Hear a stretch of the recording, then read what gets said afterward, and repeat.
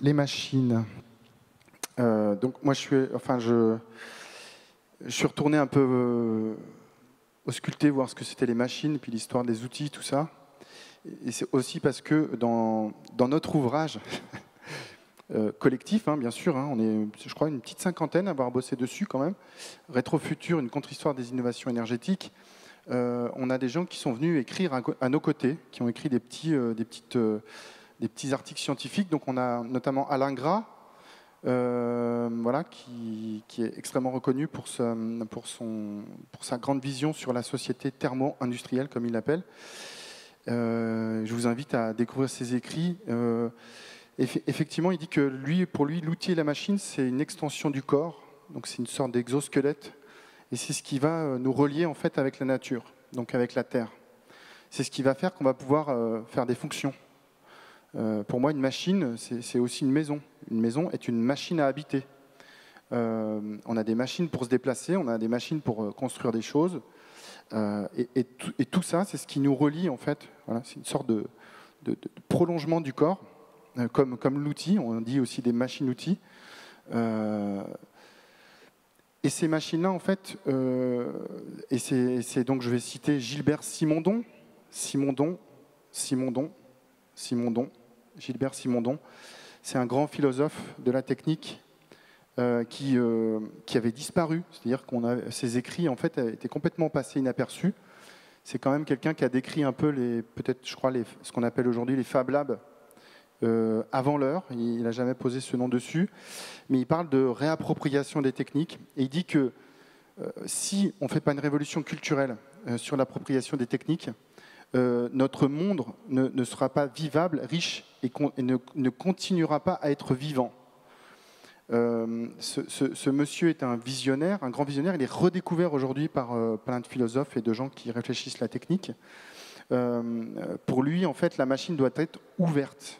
Hein. Il parle de montrer le fonctionnement de ta machine. Il parle de garder sa genèse, donc garder son origine. Comment est-ce qu'on a fait les premiers trucs?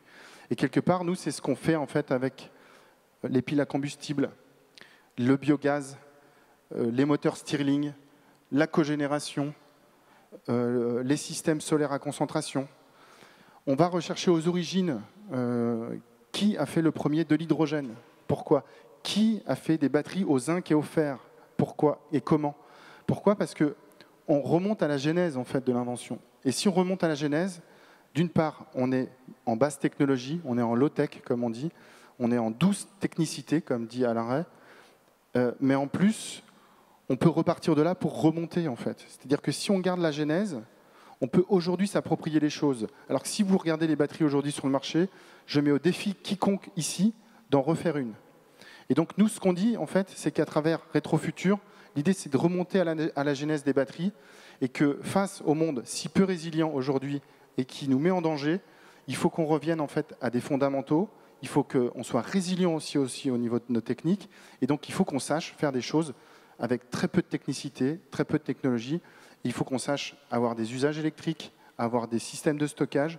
Ça permettra peut-être aussi d'avoir des choses qui sont très bon marché, qui n'utilisent pas de métaux rares ou de terres rares, et donc de pouvoir ainsi, je dirais, assurer une soutenabilité de nos machines et de nos exosquelettes pour continuer dans un monde vivable et partageable.